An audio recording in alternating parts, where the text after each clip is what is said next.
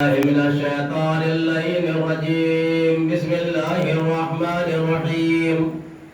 الحمد لله رب العالمين، والصلاة والسلام وتحية والإكرام على من كان نبيا وآدم بين الماء والتين، على النبي الأمي العربي القرشي المكي المدني الهاشمي الأبتهي التهامي، الرسول المسدد والنبي الأمجد أبي القاسم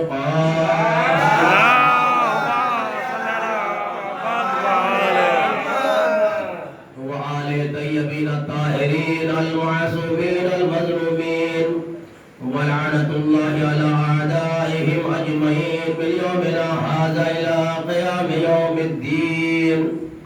أما بعد، فقد قال سبحانه تبارك وتعالى وقوله الحق. بسم الله الرحمن الرحيم. فقل تعالوا ندعو أبناءنا وأبناءكم ونساءنا ونساءكم وأنفسنا وأنفسكم ثم نبتهل فنجعل لعنة الله على الكاذبين.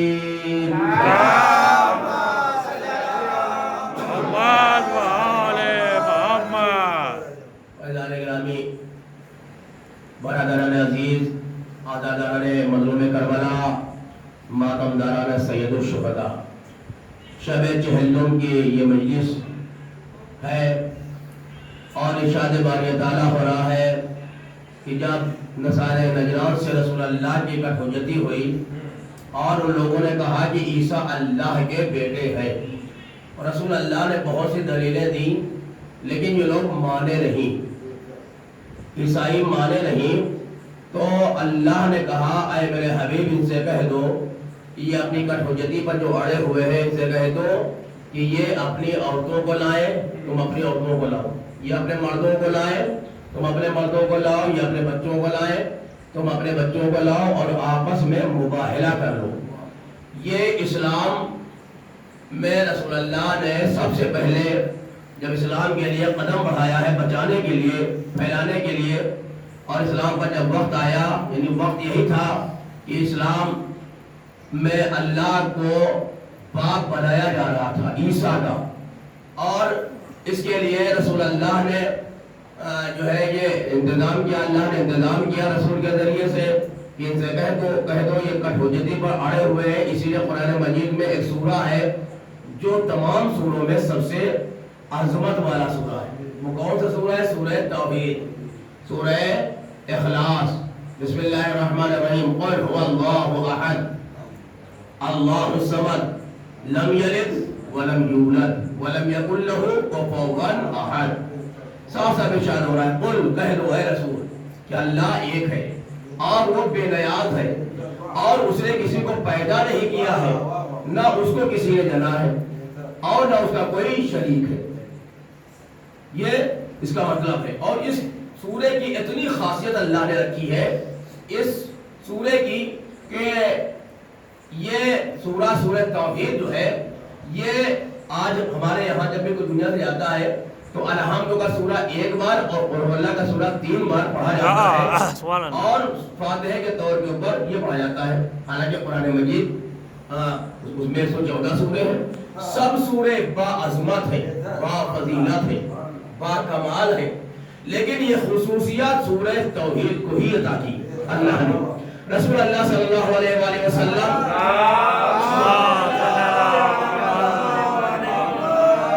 نے سوال کیا کہ کون ہے کہ جو رات بھر میں پورے قرآن کی تلاوت کرتا ہے؟ تو کوئی کھڑا نہیں ہوا، سب بیٹھے رہے، ایک شخص کھڑا ہو گیا، یا رسول اللہ میں کرتا ہوں۔ اس کے بعد رسول اللہ نے کہا کون ہے جو سالوں بھر روزے رکھتا ہے؟ کوئی شخص کھڑا ہو گیا، یا رسول اللہ میں رکھتا ہوں۔ پھر ارشاد فرمایا کہ کون وہ ہے کہ جو رات بھر عبادت میں بسر کرتا ہے؟ سب بیٹھے رہے اور وہی شخص کھڑا ہو گیا، اس نے کہا یا رسول اللہ میں پوری رات عبادت کرتا ہوں۔ اب اس کے بعد وہ چلے گئے تو رسول اللہ نے کہا کہ انہوں نے جو کہا ہے یہ بالکل جھوٹ بولے ہیں، پورے سال ان کو میں نے کھاتا ہوا دیکھا، رات بھر ان کو سوتے ہوئے دیکھا، اور کب عبادت کرتے ہیں، کب قرآن پڑھتے ہیں، کب روزہ رکھتے ہیں، تو ایک مرتبہ رسول مسکرائے کہا جب وہ آ جائے تو انہیں سے پوچھ لیتا وہ کون ہے؟ وہ صحابی رسول ہے۔ صحابی رسول کون؟ جناب سلمان فارسی۔ اب ایک مرتبہ جب آئے سلمان تو رسول اللہ نے کہا کہ اے سلمان ان لوگوں کا اعتراض ہے، ذرا ان کے سوالوں کا جواب تم دے دو۔ کہا یا رسول اللہ کون سا اعتراض ہے؟ کہا یہ اعتراض یہ کرتے ہیں کہ ہم نے اعلان کیا کہ رات بھر عبادت کون کرتا ہے تو آپ نے کہا رات بھر قرآن کون پڑھتا ہے؟ آپ نے کہا ہم پڑھتے ہیں۔ پورے سال روزہ کون رکھتا ہے؟ ہم نے کہا ہم رکھتے ہیں۔ تو ان کو اعتراض ہے یہ بتا دو کہ رات بھر عبادت کیسے کرتے ہو، رات بھر قرآن کی تلاوت کیسے کرتے ہو اور پورے سالوں سال روزے کیسے رکھتے ہو؟ تو ایک مرتبہ سلمان نے کہا یا رسول اللہ آپ ہی نے تو فرمایا ہے کہ جو ہر مہینے کے 3 دن پہلی دوسری تیسری تاریخ کو روزہ رکھ لے گویا اسے پورے مہینے کا روزہ رکھا۔ میں ہر مہینے کی پہلی دوسری تیسری کا روزہ رکھ لیتا ہوں اور اس کے بعد جو ہے میں پورے مہینے کے بعد جو ہے روزے میں گزارتا ہوں۔ اور اگر ان لوگ کہہ رہے ہیں، یہ لوگ کہہ رہے ہیں کہ رات بھر عبادت کیسے کرتے ہو تو آپ یہ تو فرمایا ہے کہ جو شخص وضو کر کے سو جائے تو اس کی پوری رات عبادت میں گزرتی ہے۔ میں روزانہ ہر روز یہ کرتا ہوں، وضو کر کے بستر میں سو جاتا ہوں، پوری رات عبادت میں بسر ہوتی ہے۔ اور اگر یہ لوگ کہہ رہے ہیں کہ پوری رات میں قرآن پورا قرآن کیسے ختم کر لیتے ہو، تلاوت پورا قرآن کیسے ختم کر لیتے ہو تو یا رسول اللہ آپ ہی نے تو فرمایا ہے کہ جو شخص بستر کے اوپر لیٹ کر 3 مرتبہ سورہ قل اللہ کی تلاوت کرتا ہے گویا اس نے پوری رات اس نے پورا قرآن کو ختم کر لیا۔ میں روزہ ہر روز یہ کر لیتا ہوں تو گویا میں پورے قرآن کی تلاوت کر لیتا ہوں۔ الحمد یہ قرآن مجید کا وہ سورہ ہے جسے سبع مثانی کہا جاتا ہے، جو قرآن کا جز ہے اور جو فضیلت سورہ الحمد کو حاصل ہے وہ کسی سورہ کو حاصل نہیں ہے۔ بے شک یہ پہلا سورہ ہے۔ اور دوسرا سورہ ہے سورہ توحید۔ اگر ایک بار سورہ توحید کی تلاوت کی تو گویا 10 پاروں کی تلاوت آپ نے کر لی، 2 بار کیا گویا 20 پاروں کی تلاوت کر لی، اور اگر 3 مرتبہ قل اللہ کی تلاوت کر لی تو اس کا مطلب پورا قرآن تم نے ختم کر لیا۔ تو اسی لیے ہمارے یہاں مسلمانوں میں یہ چیز رائج کی گئی کہ اگر مرنے والے کو ہمیں اظہار کرنا ہے تو ایک سورہ کریں گے تو ایک ہی جائے گا، کیوں نہ ہو کہ پورا قرآن اظہار کر دیا جائے۔ لہذا ایک بار سورہ الحمد کی تلاوت کی اور 3 بار سورہ توحید کی تلاوت کی، پورا قرآن سارے ثواب کر دیا کس کو؟ مرنے والے کو۔ سلوات پڑھیے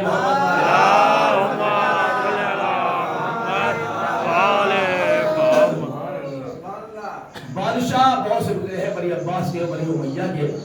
ان بنی عباس کے ایک خلیفہ ہے جس کا نام ہے ہارون رشید، اور اس کا ایک بیٹا ہے جس کا نام ہے مامون رشید۔ مامون رشید اور امین یہ 2 بھائی ہیں، ہارون رشید کے یہ بیٹے ہیں۔ اور ہارون رشید نے ہمارے اور آپ کے 7ویں امام کو کے اوپر بڑا ظلم کیا، 14 سال قید خانے میں رکھا ہے ان کو، اور اس کے بعد ان کو زہر دلوا دیا، اور اس کے بعد ان کے جنازے کو ایسی طور پر زنجیر میں جکڑا ہوا مزدوروں کے ذریعے سے بغداد کے پل کے اوپر رکھوا دیا کہ یہ رافضیوں کے امام کا جنازہ ہے۔ اتنا بڑا ظالم ہے، اور کہنے کے لیے وہ مسلمان تھا، کلمہ پڑھتا تھا، مسلمان تھا۔ اور اس بادشاہ کو بہلول دانا نے جگہ جگہ کے اوپر ٹوکا ہے، نصیحت کی ہے۔ اور ایک بار نصیحت بہلول دانا کر رہے تھے کہ اس نے کہا بہلول تم بہت پڑھے لکھے لگ رہے ہو، ایسا کرو کہ ہمیں کچھ نصیحت ہو، اس لیے تمہاری ہر باتوں میں رات پوشیدہ رہتا ہے، ہم چاہتے ہیں کہ تم ہم کو نصیحت کرو۔ نصیحت کی جناب بہلول دانا نے، اور نصیحت جب کی تو یہ خوش ہو گیا۔ جب خوش ہو گیا تو اس نے کچھ پیسے بہلول دانا کے حوالے کیے کہ یہ کچھ مال ہے جو غریبوں کا مال ہے، اسے ہم چاہتے ہیں کہ یہ جو ہے وہ تم لے لو، اس لیے تم مستحق ہو اور تمہارے پاس اتنا پیسہ ہے نہیں۔ تو ایک مرتبہ انہوں نے کہا مجھے کوئی ضرورت نہیں ہے، کہا اگر نہیں لے رہے ہو تو یہ غریبوں میں تقسیم کر دینا، تم سے زیادہ غریب کوئی جانتا نہیں ہے، تم کو معلوم ہے۔ اب جناب بہلول نے پیسہ لیا کس سے؟ ہارون رشید سے، اور لے کر کے دروازے پر پہنچے، وہاں سے پھر واپس آ گئے۔ تو ایک مرتبہ کہا بہلول کیا ہوا، تم تو گئے تھے واپس کیوں آ گئے؟ کہا میں نے اپنے دماغ میں تمام جو ہے مسکینوں یتیموں اسیروں کو دیکھا اور میں نے غور کیا کہ ان سب سے زیادہ مستحق تو ہے، لہذا یہ پیسہ تو ہی لے لے۔ تو ایک مرتبہ انہوں نے کہا میں کیسے مستحق ہوں؟ تو ایک مرتبہ بہلول نے جواب دیا کہ میں دیکھتا ہوں کہ تمہارے کارندے ڈنڈے مار مار کے غریبوں سے انکم ٹیکس حاصل کرتے ہیں، لہذا ان غریبوں سے تو جو انکم ٹیکس لیا جاتا ہے تو اس کا مطلب یہ ہے کہ ان غریبوں سے زیادہ غریب تو ہے، لہذا یہ سارا بات تو ہی لے لے۔ اس اللہ پر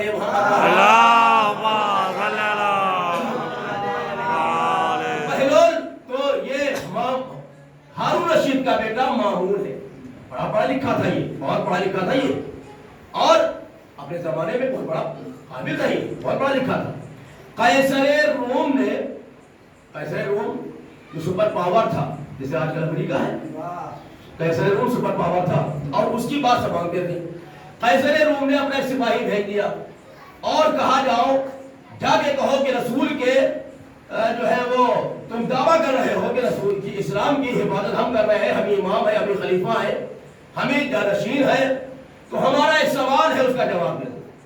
تو اس مرتبہ وہ خط لے کر کے آیا اور ایک مرتبہ ہارون مامون رشید کا جو دربار تھا وہ بڑے بڑے عالم تھے، فقہا تھے، محدث تھے اور بہت بڑے بڑے فقیہ تھے۔ جب کوئی مسئلہ آتا تھا تو ہارون مامون رشید جو ہے وہ پہلے کرسی پر بیٹھنے والوں سے کہتے تھے بتائیے بھائی آپ کو جواب دیجیے، اور اس کے بعد سوال کیا تھا؟ سوال یہ تھا کہ قرآن مجید میں وہ کون سا سورہ ہے جس میں کچھ الفاظ نہیں رکھے ہیں اللہ نے، کچھ الفاظ سین ہے، سے ہے، سات الفاظ ہیں اس طریقے کے، وہ نہیں ہے، کون سا سورہ ہے؟ اب اس نے اپنا دماغ اپنے کارندوں سے کہا بتاؤ یہ تم عالم ہو، فلسفی ہو، مقرر ہو، محدث ہو، بتاؤ۔ اب کوئی جواب نہیں دے پایا، اور ایک مرتبہ ہارون مامون رشید بھی بہت بڑا عالم تھا، اس نے اپنا دماغ دوڑایا 114 سورے کون سا سورہ ایسا ہے کہ جس میں یہ 7 حرف نہیں ہے، تو ایک مرتبہ دوڑاتے دوڑاتے دماغ خراب ہو گیا۔ اس نے کہا اتنے تم لوگوں کو میں پال رہا ہوں، تم لوگوں کو میں نے کاہے کے رکھا ہے؟ تم تو کہتے ہو کہ ہم قرآن کے عالم ہیں، تم تو کہتے ہو کہ ہم ہر چیز کے عالم ہیں، اور ایک چھوٹا سا سوال اس کا جواب تم لوگ نہیں دے پا رہے ہو۔ تو ان لوگوں نے کہا سرکار آپ بھی تو عالم ہیں، اگر ہم کو نہیں آتا ہے تو ابھی بتا دیجئے۔ تو میں بادشاہ کے جتنے بھی عالم تھے کوئی اس کا جواب نہیں دے پایا، اور جواب کیا دے پاتا؟ کیونکہ جواب دینے کے لیے شرط لگا دی ہے۔ اللہ نے کہا ہے کہ میں 2 چیزیں چھوڑ کے جا رہا ہوں، رسول اللہ نے فرمایا ہے، کیا فرمایا ہے؟ انی تارکن فیکم الثقلین کتاب اللہ و عترتی اہل بیتی ما ان تمسکتم بہما لن تضلوا بعدی ولن یفترقا علی الحوض۔ یہ 2 چیزیں، قرآن اور اہل بیت۔ قرآن کیا ہے؟ کہا قرآن جو ہے وہ مقدس کتاب ہے، محترم کتاب۔ اہل بیت کیا ہے؟ کہا اہل بیت یہ ہے کہ محترم اور مقدس ہے، ساری دنیا میں اہل بیت سے بڑا کوئی نہیں ہے۔ چہادہ معصومین کو اللہ نے 14 بنایا ہے، 15واں نہیں بنایا ہے، صرف 14 معصومین، اور انہی کی کے لیے اللہ رسول اللہ نے حکم دیا کہ 2 چیزیں چھوڑ کے جا رہا ہوں۔ دنیا والوں نے کہا کہ ہمارے لیے کتاب کافی ہے، ہمیں اہل بیت کی ضرورت نہیں ہے، کتاب کافی سمجھ کر کے در در کی ٹھوکروں کا سامنا کرنا پڑا۔ کاش اگر دونوں کو اپنا لیتے تو ایسی نوبت نہ آتی، اس لیے کہ قرآن ہے، قرآن کی تفسیر کون بیان کرے گا؟ جو مفسر قرآن ہوگا۔ مفسر قرآن کون ہے؟ صرف اہل بیت ہے، کوئی نہیں آج تک۔ کچھ سوروں کے لیے ہم بتا دے رہے ہیں آپ کو کہ حروف مقطعات قرآن میں آیا ہے۔ حروف مقطعات کیا ہے؟ جیسے سب سے پہلے بارے میں آیا بسم اللہ الرحمن الرحیم الف لام میم، یہ کیا ہے؟ حروف مقطعات ہے۔ اور اس کے بعد آیا الف لام را، الف لام صاد، قاف ہا یا عین صاد، یہ سب حروف مقطعات ہے۔ اس کا ترجمہ آج تک کوئی بیان نہیں کر پایا۔ کیوں بیان کرے؟ اس لیے کہ یہ حروف مقطعات جو ہے، جب معصوم سے پوچھا گیا مولا اس کا مطلب کیا ہے؟ کہا یہ ہمارے اور اللہ کے درمیان ایک راز ہے، جس کو ہمارا اللہ جانتا ہے یا ہم جانتے ہیں، تیسرا کوئی نہیں جانتا۔ اور اس کے بعد ہمارے اور آپ کے چھٹے امام جعفر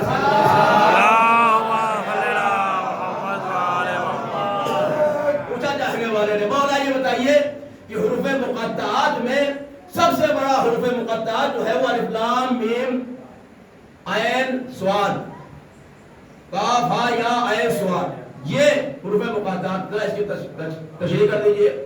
تو کہا یہ صرف راز ہے، لیکن ہم تم نے پوچھا ہے تو ہم بتائے دے رہے ہیں۔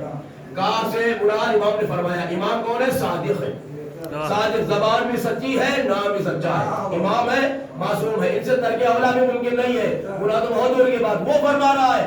صادق آل محمد فرماتے ہیں کہ کاف سے مراد کربلا ہے۔ کیا کہنا؟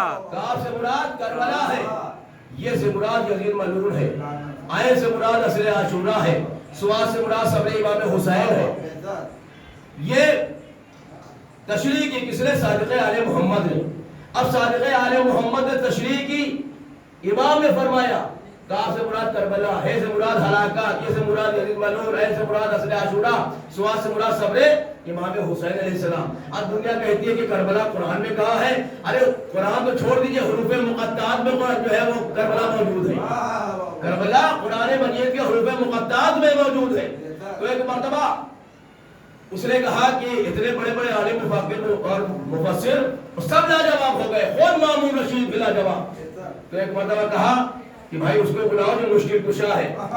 کس کو بلایا گیا؟ نویں امام، امام محمد تقی علیہ السلام۔ کمسنی کا عالم ہے، سپاہی پہنچا، مولا کیا بات ہے؟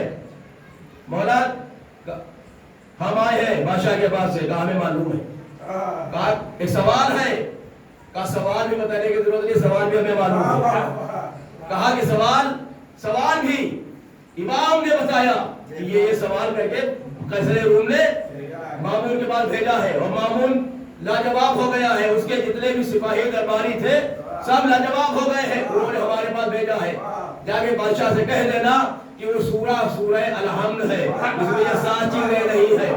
تو جب قرآن کے اوپر کوئی بات آتی ہے تو محمد اور آل محمد بھی ہی اس کی مشکل کشائی کرتے ہیں۔ دنیا کے لوگ چاہے جتنا پڑھ لکھ کر کے قابل ہو جائے، لاجواب ہو جاتے ہیں۔ سلوات پڑھیے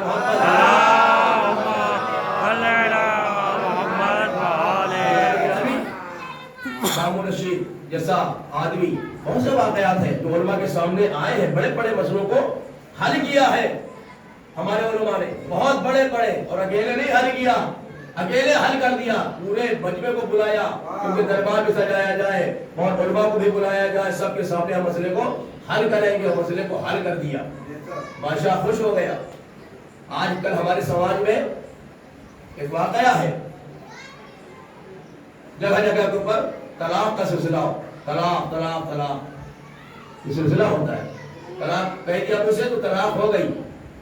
اسلام نے، ہمارے علماء نے اس کو بہت آسانی سے حل کر دیا ہے، ایک دم آسانی سے حل کیا ہے۔ بڑے بڑے علماء جہاں بالکل جو ہے وہ بے بس رہے ہیں، انہوں نے جواب دیا ہے، حل کر دیا ہے۔ کیسے حل کیا؟ کیونکہ رسول، ہم جو بھی بات مانتے ہیں وہ رسول کی مانتے ہیں یا رسول کی مانتے ہیں، رسول کے بعد اور لوگوں نے جو کہا ہے ہم پہلے اس کو دیکھتے ہیں کہ یہ رسول سے سلسلہ مل رہا ہے یا نہیں، اگر مل رہا ہے تو ہم مان لیتے ہیں، نہیں ملتا ہے تو نہیں مانتے ہیں۔ ہمارے 12 امام رسول کے بعد بلا فخر ہے، ہم رسول کی بات علی سے مان لیتے ہیں، علی کی بات کو ہم حسن سے قبول کر لیتے ہیں، اور ان لوگوں نے فرمایا بھی ہے کہ ہمارے باپ پھر ان کے باپ پھر ان کے باپ ان کے باپ سے رسول اللہ نے فرمایا، یہ چہادہ معصومین کی بات کو ہم مان لیتے ہیں۔ تو طلاق کا واقعہ کو علامہ ہلی نے حل کر دیا ہے بہت آسانی کے ساتھ، جیسے دہیا کے سامنے دہیا کا واقعہ پورا جو انہوں نے حل کیا ہے۔ دہیا اللہ کا منکر تھا، نہیں مان رہا تھا، انکار کر رہا تھا، لیکن انہوں نے اس طریقے سے حل کیا ہے مسئلے کو کہ دہیا شرما گیا۔ کیسے حل کیا ہے؟ بہت مشہور واقعہ ہے کہ دہیا اس نے کہا کہ یہ دنیا، یہ آسمان، یہ زمین، یہ چاند، سورج، ستارے یہ خود بخود پیدا ہو گئے ہیں، وہ کسی نے بنایا نہیں ہے، خدا نہیں ہے، یہ دنیا یہ خود بخود پیدا ہو گئی ہے۔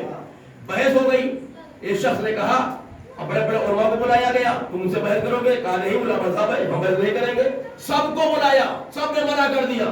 ایک شخص نے کہا سرکار ایک عالم اور بھی ہے اور ہمیں یقین ہے کہ وہ اس سے بحث کر لے گا۔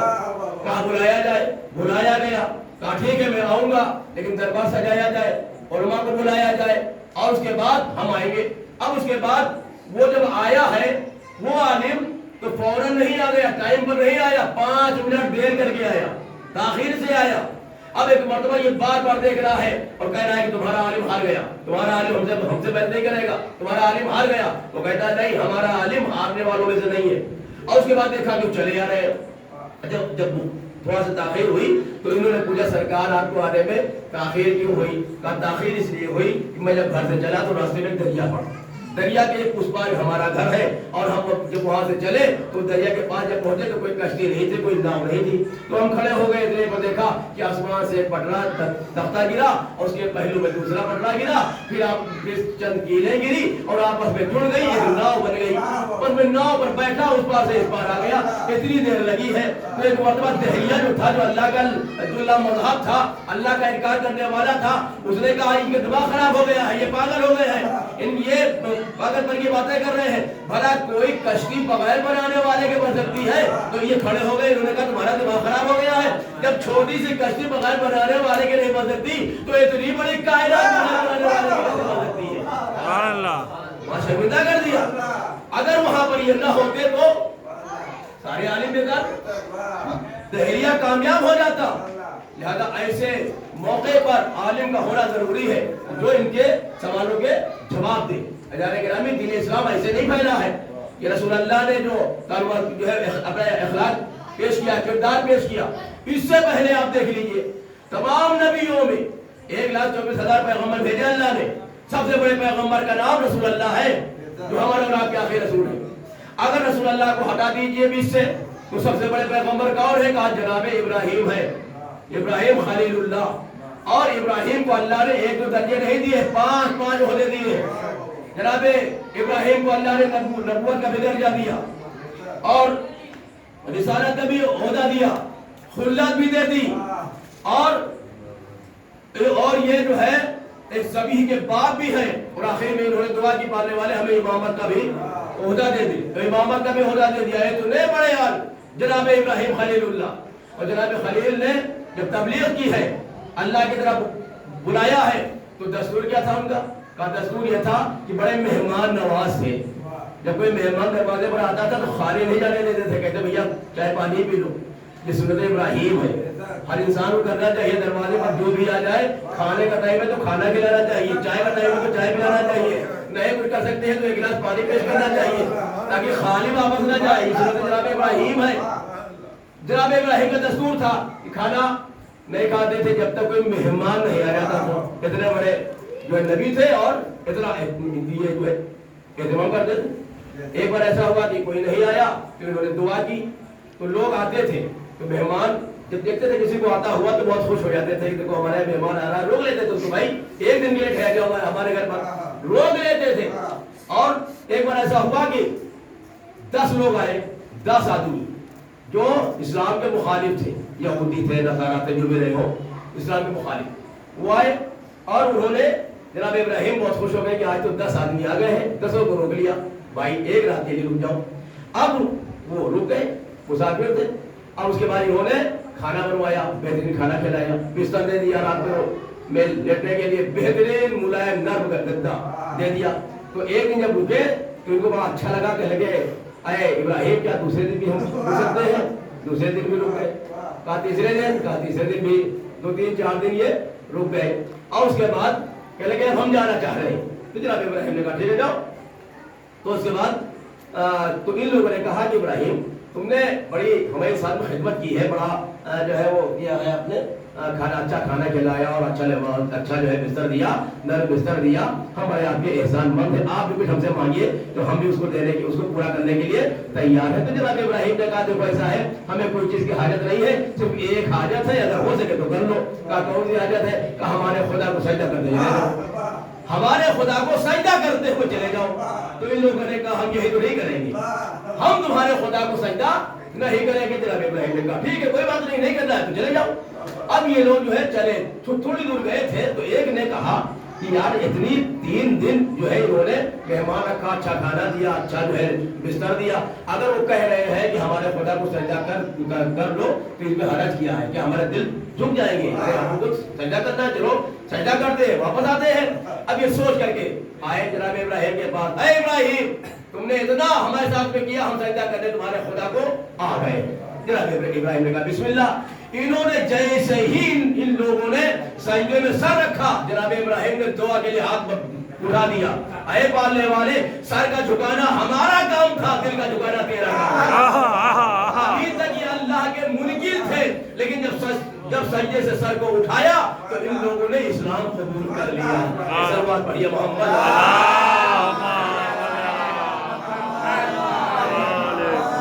جناب ابراہیم علیہ السلام یہ کون ہے نبی ہے؟ کہا رسول اللہ کے پاس سب سے بڑے نبی, اور یہ کوئی معمولی نبی نہیں ہے. اللہ نے انہی سے اپنا گھر بھی بنوایا ہے. جناب ابراہیم سے اپنا گھر بنوایا ہے. اللہ کا گھر, اللہ کا گھر, اللہ کا نہ تو جسم ہے, نہ ہاتھ ہے, نہ پیر ہے. اللہ کو گھر کی کیا ضرورت ہے؟ اس کے تو کشمیر ہر جگہ موجود ہے, جہاں دیکھیے وہاں ہے اللہ. تو اللہ کو گھر کی کیا ضرورت ہے؟ لیکن اللہ نے حکم دیا اے ابراہیم ہمارے گھر کو بناؤ. گھر کہاں بناؤ؟ کہا مکے میں بناؤ. تمام جتنی دنیا میں زمینیں ہیں سب سے بلند تر زمین جو ہے وہ زمین مکہ ہے, جہاں خانہ کعبہ ہے. اللہ نے سب سے پہلی جو زمین کو پیدا کیا ہے وہ مکے کی زمین کو پیدا کیا ہے, اور اسی زمین کے اوپر خانہ کعبہ بنوایا. اللہ کو کیا ضرورت ہے؟ لیکن آج ایک مکان اللہ نے بنوایا مکے میں, اور وہ بھی جناب ابراہیم و جناب اسماعیل کے ہاتھ میں. جناب ابراہیم و جناب اسماعیل نے اس کو تیار کر دیا. پھر حکم ہوا کہ تم اعلان کر دو, ایک آواز دو, آواز کا پہنچانا ہمارا کام ہے. جناب ابراہیم نے حج کے لیے ندا دی, اور یہ آواز اللہ نے ساری دنیا میں پھیلا دی. آج ساری دنیا جن جن لوگوں نے اس آواز کے اوپر لبیک کہی تھی وہ قیامت تک حاجی بنتے رہیں گے, حج کرتے رہیں گے, حج جاتے رہیں گے. اور یہ گھر تیار ہو گئے. اللہ کو گھر کی کوئی ضرورت نہیں. اللہ نے ایک گھر بنوایا, اور آج کتنے گھر اللہ کے ہیں؟ کوئی گاؤں, کوئی دریا, کوئی شہر, کوئی جنگلہ باقی نہیں ہے جہاں اللہ کا گھر نہ ہو. یہ مسئلہ کیا ہے؟ کہ یہ اللہ کے گھر کی شبیہ ہے, اللہ کے گھر کی شبیہ ہے. اور سب سے زیادہ گھر اللہ کے ہو گئے پوری دنیا میں, جس کے ایک ایک دو دو تین تین چار چار گھر ہوں گے, لیکن اللہ کے کتنے گھر ہیں؟ سینکڑوں کی تعداد میں. ہاں پوری دنیا میں گھر ہے. سب سے زیادہ کس کے گھر ہے؟ کہ اللہ کے گھر ہے. سب سے زیادہ کہ اللہ لا شریک ہے, اس کا کوئی شریک نہیں ہے. کہ اور اس کے علاوہ سب سے زیادہ گھر کس کے ہیں؟ کہ حسین ابن علی کے. کیا کہنا؟ حسین ابن علی کے ہیں. جتنے گھر اللہ کے ہیں اس سے زیادہ, کہیں زیادہ گھر امام حسین کے ہیں. اللہ کا بھی کوئی ثانی نہیں ہے اور حسین کا کوئی ثانی نہیں ہے. اللہ بھی لامکان ہے, حسین بھی لامکان ہے. اللہ بھی ہر دل کے اندر ہے, حسین بھی ہر دل کے اندر ہے. گھر کی کیا ضرورت ہے؟ کہا ہم نے گھر بنوایا ہے تاکہ ہمارے یہاں کی تہذیب دوسری ہے, تمہارے یہاں کی تہذیب دوسری ہے. کہا کہ گھر کیوں بنوایا ہمارے گاؤں میں, ہمارے قریے میں, ہمارے شہر میں؟ کہا گھر اس لیے بنوایا ہے کہ تاکہ تم اپنی تہذیب کو ہماری تہذیب سے حاصل کرو, تاکہ تم تہذیب دار بن جاؤ, عزت دار بن جاؤ. ہم نے ہر گاؤں میں, ہر قریے میں, ہر جگہ یہ چھوٹا سا امام باڑا ہے لیکن ہے حسین کا. بنوایا ضرور انہوں نے ہے, پیسہ ضرور لگوایا ہے. اگر ابھی چاہیں کہ ہمارا ہے تو ان کا نہیں ہے, یہ حسین ابن علی کا ہے. امام بارگاہ جتنی بھی ہے حسین ابن علی کی ہے. اب ایک سوال پیدا ہوتا ہے کہ ہمارے ایک امام پردے غیب میں ہے جن کا نام محمد مہدی ہے.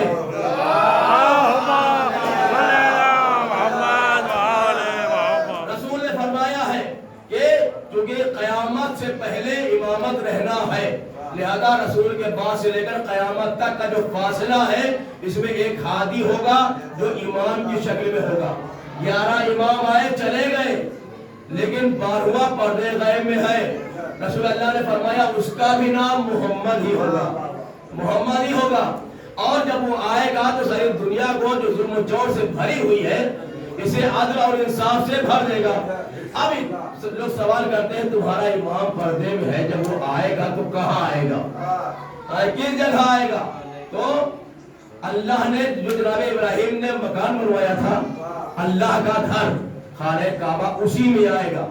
یعنی ہمارے کتنے امام ہیں؟ کہ 12 امام ہیں.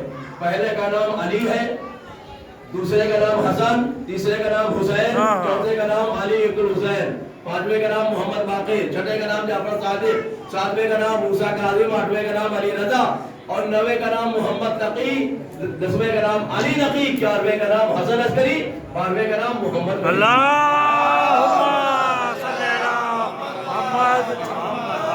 امام کتنے ہیں؟ کہا 12. کہا معصوم کتنے ہیں؟ کہا 14. 12 اماموں میں علی سے محمد تک اللہ نے یہ انتظام کیا کہ پہلے کو بھی بلایا تو خانہ کعبہ سے بلایا، آخری کو بھی جب بلائے گا تو وہ خانہ کعبہ سے بلائے گا۔ مسلمان پڑھیے محمد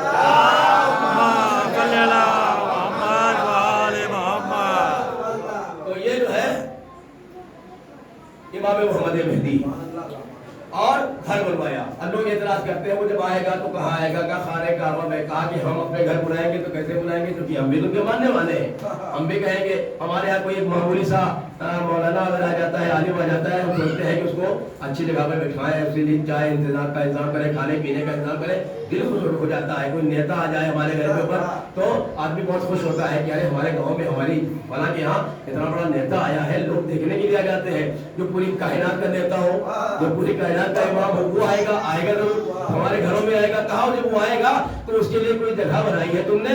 تو ایک مرتبہ وہ رہے گا کہاں؟ حضرت گرامی ایک دو جگہ نہیں ہے، امام حسین نے اتنے گھر بنوا دیے ہیں اپنے بیٹے کے لیے کہ جہاں جائے گا وہاں ایک گھر اس کا موجود ملے گا۔ یہ خانہ حسین کا گھر ہے، یہ ملکیت حسین کی ہے، مسجد ہم نے بنوائی ہے، پیسہ ہمارا لگا ہے، اینٹیں ہماری لگی ہے، کروڑوں روپیہ ہمارا خرچہ ہوا ہے، لیکن ہم کہہ نہیں سکتے یہ ہماری مسجد ہے، مسجد اللہ کی ہے۔ اس میں اس کے بعد حکم ہے کہ مسجد کے اندر کی اگر ایک چیز چاہے آپ، اس کا ملبہ، اس کی کنکری کیا آپ وہاں سے اٹھا کر کے اپنے گھر میں لگا دیں، شریعت نے کہا حرام ہے۔ پیسہ ہمارا لگا ہے، محنت ہماری لگی ہے، اس چیز کو ہم لے کر کے آ رہے، کہا نہیں، جب تک مسجد نہیں تھی تمہاری چیزیں تھیں، اب تم نے مسجد بنوا لی، اب اللہ کا گھر ہے، اس میں ایک چیز بھی لے جانا حرام ہے تمہارے لیے۔ ویسے ہی امام حسین کا عزا خانہ ہے، ہم نے گھر جو عزا خانہ بنوایا، شہر نشین بنوائی، تعزیہ لے کر کے آئے، سارا پیسہ ہمارا لگا، محنت لگی، ہم نے مجلسیں کرائی، لیکن گھر کس کا ہے؟ کہا حسین کا، ہمارا نہیں ہے، ہمارے باپ کا ہے، یہ حسین ابن علی کا ہے۔ عزیزان گرامی، امام حسین علیہ السلام کی فرش عزا کوئی معمولی نہیں ہے۔ ابھی پپو بھائی نے شعر پڑھا تھا کہ رونق ہے لکھنؤ کی نام حسین سے، رونق ہے لکھنؤ کی نام حسین سے۔ یہ مصرع لکھنؤ والوں نے کہا ہے کیونکہ اس میں لکھنؤ لے کر کے آئے، یہ جملہ لکھنؤ والوں کے لیے نہیں ہے بلکہ یہ رونق ہے کل کائنات میں نام حسین سے، کہ ہمارے یہاں رونق نہیں ہے، محرم میں فرش عزا بچ جاتی ہے تو رونق بڑھ جاتی ہے، رونق بڑھ جاتی ہے۔ اور ہماری یہ قوم یہ عزادار جو زندہ ہے، یہ کیسے زندہ ہے؟ اسی فرش عزا کی وجہ سے زندہ ہے۔ اگر ہم چاہیں کہ ہم فرش عزا نہ بچھائیں تو کیا فرش عزا نہیں بچھے گی؟ بالکل بچھے گی۔ آپ نہیں بچھائیں گے، کوئی دوسرا بچھائے گا، دوسرا نہیں بچھائے گا، تیسرا بچھائے گا۔ اس کی ذمہ داری اللہ نے دی، اور اس فرش عزا کی وجہ سے ہم اور ہماری قوم اور تمام مسلمان زندہ ہیں، پہچانے جاتے ہیں۔ یہ قوم عزادار قوم ہے۔ عزادار قوم کسے کہتے ہیں؟ کہا جو کہیں ڈرتی نہیں ہے، صرف مظلوم کی حمایت کرتی ہے، ظالم سے کوئی مطلب نہیں ہوتا ہے، ظالم سے نفرت کرتی ہے یہ قوم، اور مظلوم کی حمایت کرتی ہے۔ اب مظلوم میں کوئی ضروری نہیں ہے کہ وہ مسلمان ہی ہو، کافر بھی ہے، مظلوم ہے تو ہماری ذمہ داری ہے کہ ہم اس کی حمایت کریں۔ امام حسین علیہ السلام کی آواز جو ہے کربلا کے میدان میں گونج رہی ہے، حل من ناصر ینصرنا، حل من مغیث یغیثنا، ہے کوئی جو ہماری نصرت کرے، ہے کوئی جو ہماری مدد کرے؟ کیا امام حسین کو معلوم نہیں تھا کہ فہرست 14 میں 71 جو نام تھے، 72 نام تھے، تو سب شہید ہو گئے ہیں، تو اب کس کو بلا رہے ہیں؟ اب تو کوئی شہید ہونے والا نہیں ہے، اب تو کوئی ہے بھی نہیں، امام ہے، معصوم ہے، ان کو معلوم ہے کہ عالم الغیب ہوتے ہیں امام، لیکن اس کے باوجود بھی امام آواز دے رہے ہیں، حل من ناصر ینصرنا، ہے کوئی جو ہماری نصرت کرے، ہے کوئی جو ہماری مدد کرے؟ جب امام حسین کی آواز استغاثہ آئی ہے تو کتنے لوگ آئے ہیں؟ انبیاء کی صفحہ آ گئی تھی، ملائکہ کی صفحہ آ گئی تھی، زعفر جن اپنا لشکر لے کر کے آ گیا تھا، جو لوگ شہید ہو گئے تھے، لاشیں تڑپ رہی تھی، کٹی ہوئی گردنوں سے آواز آ رہی تھی، لبیک لبیک یا رسول اللہ، ایک امام آواز دے رہا ہے۔ تو امام کی یہ آواز کربلا تک ہی محدود نہیں تھی بلکہ قیامت تک کے لیے محدود ہے کہ جب بھی کوئی ان سے کبھی اسلام پر کوئی وقت آئے تو اے عزاداروں پیچھے نہ ہٹنا، بلکہ اسلام کا دفاع کرنا، مخالفین اسلام کا دفاع کرنا، چاہے جس طریقے سے ہو سکے، زبان سے ہو سکے، قلم سے ہو سکے، ہاتھ پیروں سے ہو سکے، جب بھی اسلام پر کوئی وقت آئے۔ یہ اسلام کوئی معمولی اسلام نہیں ہے، رسول اللہ نے اس اسلام کو بچانے کے لیے بڑی محنتیں کی ہیں، کانٹوں پہ چلے ہیں، کوڑا سر کے اوپر کھایا ہے, لوگوں نے ساحر مجنون کہا ہے, دیوانہ پاگل کہا ہے, سب کچھ کہا ہے, لیکن اسلام کو بچایا ہے. اسی اسلام کے اوپر جب وقت کا حاکم, وقت کا یزید ملعون جب اس اسلام کو مٹانے کے لیے تیاری کرنے لگا تو ایک مرتبہ مدینے سے آواز آئی, اے میرے نانا کے دین میں تجھے مٹنے نہیں دوں گا, اس لیے کہ میرے نانا کے دین تیری وجہ سے میرے نانا کو کانٹوں پر چلنا پڑا ہے, تیری وجہ سے میرے بابا کے سر پر ضربت لگائی گئی ہے, تیری وجہ سے میرے ماں کے پہلو پر دروازہ لگایا گیا ہے, تیری وجہ سے میرے بھیا حسن کو زہر دغا سے شہید کیا گیا ہے. اے نانا کے دین میں حسین تمہیں بچا کے رکھوں گا.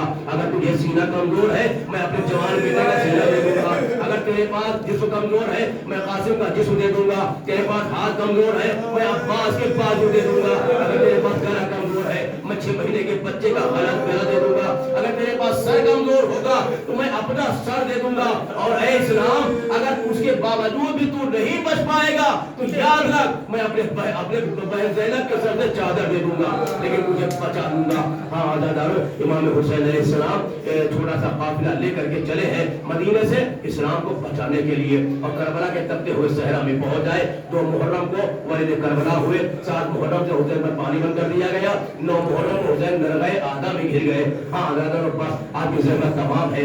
امام حسین علیہ السلام نے کربلا کے میدان میں اپنے اصحاب کے اوپر فخر کیا ہے, اپنے اصحاب کے اوپر فخر کیا ہے. اور ہم زیارت میں پڑھتے بھی ہیں, السلام علیکم یا ابا عبداللہ وعلی الارواح التي حلت بفنائك سلام اللہ ابدا ما بقيت وبقي الليل والنهار ولا جعله الله آخر العهد مني لزيارتكم. السلام على الحسين وعلى علي بن الحسين وعلى اولاد الحسين وعلى اصحاب الحسين. کتنے سلام ہیں؟ اے ابا عبداللہ حسین آپ پر ہمارا سلام, اے علی بن حسین آپ پر ہمارا سلام, اے حسین کی اولادوں تم پر حسین تم پر ہمارا سلام, اے حسین کے اصحاب تم پر ہمارا سلام. ہم سلام کرتے ہیں السلام علی حسین, اور اصحاب ہر نبی کے زمانے میں رہے, ہر زمانے میں رہے, ہر نبی کے زمانے میں رہے, لیکن امام حسین نے کربلا کے میدان میں فخر کیا ہے.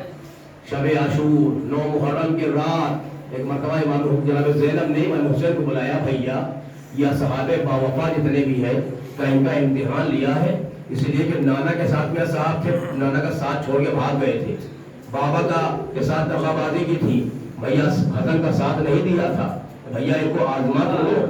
یہ آواز اصحاب حسین بن زہیر ابن قین نے سنی ہے. ایک مرتبہ تلوار کو نیام سے نکالا ہے اور اپنے گلے پر رکھا ہے, اور ایک مرتبہ خیموں کے درمیان میں آئے ہے, اے میرے دوستو, اے اصحاب حسین خیمے سے باہر نکلو, علی کی بیٹی کو ہم پر بھروسہ نہیں ہے. ایک مرتبہ سب نے تلواریں اپنے گلے کے اوپر رکھ کر کے امام حسین کے پاس آئے, مولا اپنے بہن سے کہہ دیجئے ہم پر بھروسہ کر لے, ہم واپس جانے والے نہیں ہیں. ہزاروں اس کے بعد امام حسین نے پھر امتحان لیا ہے. ایسا امتحان لیا حسین نے, ایسا امتحان لیا, اے میرا صحابہ باوفا یہ ہمارے خون کے پیاسے ہیں, صرف ہمارا خون چاہیے, ان کو تم سے کوئی مطلب نہیں ہے, ایسا ہے تم لوگ چلے جاؤ, جو جانا چاہے چلا جائے, میں دیکھو تمہارے لیے جنت کا ضامن ہوں. میں رسول اللہ سے کہے کہ اپنے نانا سے کہے کہ تمہیں جنت دلا دوں گا, تم لوگ واپس چلے جاؤ, لیکن کوئی نہیں گیا. تو امام نے کہا اچھا اگر تم جانے میں شک محسوس کر رہے ہو تو میں لوگ چراغ کو بجھا دیتا ہوں. چراغ کو بجھا دیا, کربلا کے میدان میں سناٹا چھا گیا, کربلا میں سناٹا چھا گیا, اندھیرا چھا گیا. ایک مرتبہ اس کے باوجود بھی کوئی نہیں گیا, ایک مرتبہ چراغ کو تھوڑی دیر کے بعد روشن کیا تو ہر صحابی کے آنکھوں میں آنسو تھے اور سب کی تلواریں گلے پر رکھی ہوئی تھی کہ مولا ہمیں اجازت, آپ اجازت دیجئے کہ ہم اپنا سر کاٹ کے آپ کے قدموں پر ڈال دیں, لیکن ہم واپس نہیں جائیں گے, مولا ہمیں واپس جانے کو نہ کہیے. ایک مرتبہ اس کے بعد بھی امام حسین نے پھر امتحان لیا ہے کہ ایسا ہے کہ دیکھو تم لوگ اپنی جان بچا لو, ہمارا کہنا مانو, ہم ہمیں جنت دلائیں گے, جنت کی وجہ سے تم لوگ آئے ہوئے, ہم تم کو جنت دلائیں گے. اگر جنت کی وجہ سے یہ لوگ آئے ہوتے تو امام سے کہتے ٹھیک ہے مولا ہمیں جنت تو مل جائے گی, ہم تو جا رہے ہیں خدا حافظ, لیکن جنت کی وجہ سے نہیں تھا. رسول کا نواسا اکیلا یکو تنہا تھا, یہ ان کے دلوں میں تھا کہ ہم اگر چلے جائیں گے تو رسول کا نواسا اکیلا پڑ جائے گا. لہذا ہم واپس جانے والے نہیں تھے۔ امام حسین نے فرمایا کہ اگر تم یہ سوچتے ہو کہ ہم جائیں گے تو ہمارے معاشرے میں ہمارے گھر کے لوگ ہمارے معاشرے کے لوگ کہیں گے کہ رسول کے نوازے کو تنہا چھوڑ کے چلے آئے، اس لیے تمہیں تانا دیں گے، تو اس کو بھی میں حل کیے دے رہا ہوں۔ یہ دیکھو اے میرے اصحاب، دیکھو میرا بیٹا علی اکبر ہے، میرا بیٹا قاسم ہے، میرے بیٹے اور محمد ہے، میرا بھائی عباس ہے، تم ایک ایک کا ہاتھ پکڑو اور لے کر کے چلے جاؤ۔ اگر تمہارے رشتہ دار کہیں گے کہ ایسا تم نے کیا ہے تو کہہ دینا کہ ہم کو امام نے اپنے بیٹے کی حفاظت کے لیے مامور کیا تھا کہ اپنی بھی جان بچا لو، ہمارے لال کی بھی جان بچا لو، لہذا ہم نے ایسا کیا ہے کہ اپنی بھی جان بچا لی ہے اور حسین کے بیٹے کو بھی بچا کے لے کر کے آئے ہیں۔ آپ تو اپنی جان بچا لو، ہمارے بھائی کی جان بچا لو، اس لیے کہ یہ صرف ہمارے خون کے پیاسے ہیں۔ لیکن اس کے باوجود بھی کوئی نہیں گیا، تو امام حسین نے اپنے اصحابوں کے درمیان میں مدینے کا رخ کر کے آواز دی تھی، السلام علیکم یا رسول اللہ۔ اے نانا، وہ آپ کے صحابی تھے، یہ میرے صحابی ہے، ایسے صحابی مجھے ملے ہیں۔ اے نانا، نہ آپ کو ملے، نہ میرے بابا کو ملے، نہ میرے بھیا حسن کو ملے، اس لیے کہ اے نانا آپ اپنے اصحاب کو بلاتے تھے تو کچھ تو آتے تھے، کچھ بھاگتے تھے۔ اے نانا، یہ ہمارے اصحاب ہیں، چراغ کو بجھا کے بھی ہم کہتے ہیں چلے جاؤ، اس کے باوجود بھی کچھ جانے کے لیے تیار نہیں ہے۔ ہاں عزادارو، چہلم کے لیے مجلس ہے، چہلم کے لیے۔ ابھی سے پہلے تقریر میں آپ سماعت فرما رہے تھے کہ رسول اللہ کے ایک صحابی ہے جن کا نام جابر ابن عبداللہ انصاری ہے۔ جابر ابن عبداللہ انصاری بہت بڑی عمر پائی ہے انہوں نے، 6 معصوم کی زندگیاں دیکھی ہیں انہوں نے، 6 معصوم کی زندگی۔ کون؟ رسول اللہ کے اصحاب رہے، علی کا زمانہ دیکھا، امام حسن کا ساتھ دیا، امام حسن کا جو ہے زمانہ دیکھا، امام حسین کا زمانہ دیکھا، اور امام حسین کے بیٹے زین العابدین کا زمانہ دیکھا، اور امام زین العابدین کے بعد امام محمد باقر علیہ السلام کا بھی زمانہ دیکھا۔ اور رسول نے فرمایا اے جابر، تم اس وقت تک زندہ رہو گے جب ہمارے 5ویں نائب سے ملاقات ہو، جب ملاقات ہو ہمارا سلام کہہ دینا۔ یہ جابر کون ہے؟ ان کی بڑی فضیلتیں ہیں۔ آج ہمارے یہاں جو حدیث کے ساتھ پڑھی جاتی ہے ہر شب جمعہ کو، اس کے راوی بھی جابر ابن عبداللہ انصاری ہے۔ ہر حدیث کے ساتھ پڑھا جاتا ہے جابر ابن عبداللہ انصاری عن فاطمہ الزہرا، جابر اس کے راوی ہے۔ جابر کون ہے؟ کہا کہ کربلا میں امام حسین کی قبر کے سائے سب سے پہلے سائے جناب جابر ابن عبداللہ انصاری ہے۔ اس کے بعد سے زراعت کا سلسلہ شروع ہوا ہے، لوگ دور دور سے جاتے ہیں، ہندوستان سے ہر سال لاکھوں کی تعداد میں لوگ جاتے ہیں کربلا معلیٰ، لیکن سب سے پہلے زائر جناب جابر ابن عبداللہ انصاری ہے۔ اور جابر ابن عبداللہ انصاری یہ نابینا ہو گئے، اور اس کے بعد رسول اللہ نے فرمایا تھا کہ میرے بیٹے کو سلام کہہ دینا۔ اب اس کے بعد یہ جو ہے وہ جب تک ان کی آنکھیں رہیں تب تک یہ ہر بزم میں ہر محفل میں ڈھونڈا کرتے تھے کہ امام محمد باقر کہاں ہے، ان کو سلام پہنچانا ہے ان کے جد کا۔ لیکن وہ وقت بھی آیا کہ جب ان کی آنکھیں نابینا ہو گئی، اور اس کے بعد ہر بزم میں جاتے تھے، ان کے زبان کے اوپر نعرہ تھا محمد باقر محمد باقر محمد باقر۔ وہ وقت بھی آیا کہ جب امام کا سامنا ہوا اور امام نے کہا جابر میرے جد کا سلام تو پہنچا دو۔ جیسے ہی کہا انہوں نے کہ آپ کے جد نے آپ کو سلام کہا ہے، گلے سے لگا لیا، بولا آپ پر بھی ہمارا سلام ہو، آپ کے جد نے آپ کو سلام بھیجا ہے۔ تو جابر نے کہا تم پر بھی ہمارا سلام ہو اور ہمارے جد رسول اللہ پر بھی ہمارا سلام ہو۔ عزادارو، یہی جابر ابن عبداللہ انصاری ہے۔ عزادارو، کربلا میں امام حسین 10 محرم سن 7 سن 61 ہجری کو شہید کر دیے گئے۔ ان کے اصحاب اعزا بیٹے بھتیجے سب شہید کر دیے گئے۔ اب بچا کون؟ ان کا ایک بیٹا زین العابدین، ان کا بیٹا محمد باقر، اور کچھ بچے تھے، اور کچھ بیویاں تھیں، کچھ خواتین تھیں، کچھ چھوٹے چھوٹے بچے تھے۔ عزادارو، اور پھر اس کے بعد کیا ہوا؟ شام غریبہ کے بعد 11 محرم کو ان کو قید کر لیا گیا۔ قیدی کا یہ عالم ہے کہ جناب زینب اور ام کلثوم کے ہاتھ پر سے گردن باندھ دیے گئے۔ چوتھے امام کے ہاتھوں میں ہتھکڑی ہے، پیروں میں بیڑیاں ہیں، گلے میں خاردار توق ہے، کمر میں لنگر ہے، اور یہ رحیب اللہ امام کربلا سے کوفہ اور کوفے سے شام دیار بدیار پھیلایا جا رہا ہے۔ ہاں عزادارو، وہ وقت بھی آیا کہ جب شام کے قید خانے میں یہ قافلہ قید کر دیا گیا، جہاں دن کی دھوپ ہے، رات کی اوس ہے، اور اسی میں زندگی گزاری جا رہی ہے۔ ہاں وہ وقت بھی آیا کہ ایک مرتبہ حسین کے سینے پر سونے والی سیدنا زندان شام میں ماں کو خواب میں دیکھتے ہوئے دیکھتے دیکھتے سو گئی۔ ایک مرتبہ کوئی مرد نہیں ہے، ہمارے دستور ہے کہ جب کسی کا انتقال ہو جائے، مرد ہو جائے عورت، تو اس کو غسل کفن دینے کے بعد مرد اس کا جنازہ اٹھاتے ہیں، خواتین حضرات جو ہے جنازہ نہیں اٹھاتی ہے۔ لیکن ہائے عزادارو، आले मोहम्मद की गुर्बत इतनी ज्यादा कि कोई वहां पर कौन था, एक आबिद बीमार भाई है और उसके और इतना मजबूर है कि हाथों में हथकड़ी है, पैरों में बेड़ी है, गले में खारदार तौक है और बहन दुनिया से रुखसत हो गई है। अल्लाह ने गुस्ल कफन के बाद एक मरतबा फूफी अम्मा से कहा, फूफी अम्मा अरे जरा मेरी बहन का जनाजा मेरे हाथ में टकरा हुआ इमाम, हाथों में सकीना बहन की मैया और एक मरतबा यारी यारी कहते हुए धीरे धीरे आहिस्ता आहिस्ता एक गोशे में पहुंचे। एक मरतबा एक पत्थर को हटाया, एक कब्र बड़ी बनाई जो नजर आई, एक मरतबा चाहा उसमें सिपुर्दे लहर करे, एक मरतबा आवाज आई, उसमें से दो हाथ बरामद हुए, आवाज आई ऐसे ये सज्जाद लाओ मेरे बेटी की मैयत को हमारे हवाले कर दो।